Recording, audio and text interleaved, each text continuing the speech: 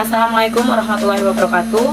Perkenalkan, nama saya Dientika dengan NIM 191410032 dari kelas SI 5E. Di sini saya akan menjelaskan video materinya metode desain.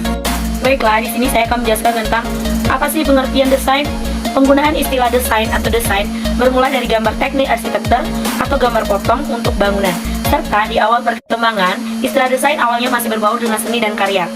Seni adalah suatu pola pikir untuk membentuk ekspresi murni yang cenderung fokus pada nilai estetis dan pemaknaan secara asli.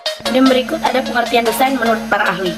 Menurut Bruce Nussbaum, desain adalah wahana pembantu untuk melaksanakan inovasi pada berbagai kegiatan industri dan bisnis.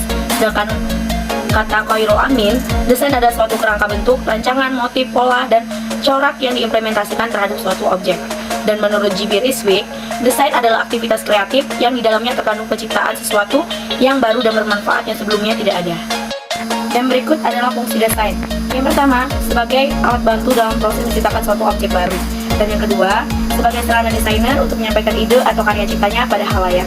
Yang ketiga, sebagai wadah untuk memaparkan tampilan objek-objek tertentu pada masyarakat dengan suatu gambaran atau keadaan sebenarnya. Dan yang keempat, yaitu sebagai sarana untuk meningkatkan ilmu pengetahuan manusia sehingga lebih memahami bentuk gambar, bidang, ruang, susunan, konfigurasi, komposisi, dan value-nya.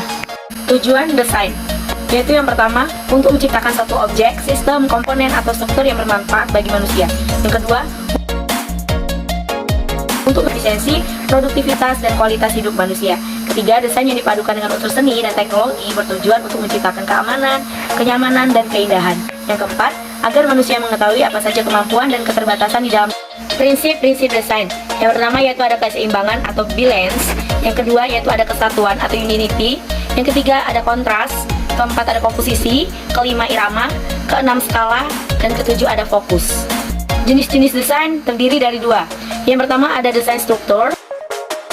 Desain yang menggambarkan wujud suatu benda atau objek yang terdiri dari beberapa unsur desain. Dan unsurnya ada susunan dari garis, bentuk, ukuran, warna, tekstur, dan value atau nilai genap terangnya. Yang kedua yaitu ada desain hiasan, yang merupakan suatu desain yang dirancang khusus untuk memberikan hiasan terhadap desain suatu manfaat suatu desain. Yang pertama yaitu bisa mempercepat proses pekerjaan. Yang kedua bisa memberikan hasil gambar yang lebih menarik dan indah. Yang ketiga dapat menyampaikan pesan dalam bentuk grafis. Ada 5 metode desain. Yang pertama yaitu ada exploring.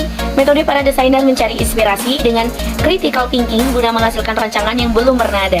Yang kedua ada redefining.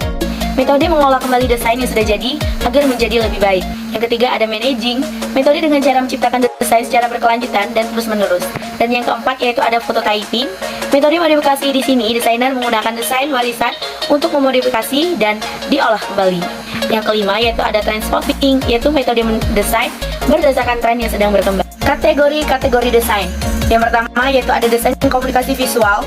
Desain yang berbentuk komunikasi visual untuk menyampaikan informasi dan pesan dengan efektif. Yang kedua ada desain interior.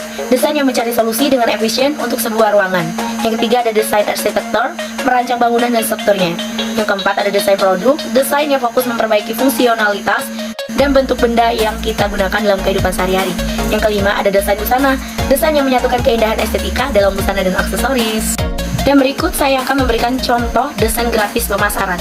Yang pertama yaitu ada flyer atau brosur, dan ada banner, billboards, iklan, majalah, dan koran, spanduk cetak, banner sosial media, contohnya seperti Instagram, Facebook, dan lain-lain.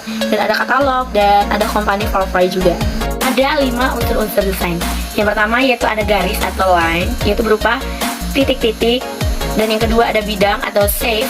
Bidang dalam dunia desain komunikasi visual adalah semua bentuk yang memiliki tinggi dan lebar. Bisa dikategorikan bidang. Yang ketiga ada warna atau color. Warna merupakan salah satu unsur desain yang paling mudah menarik perhatian seseorang.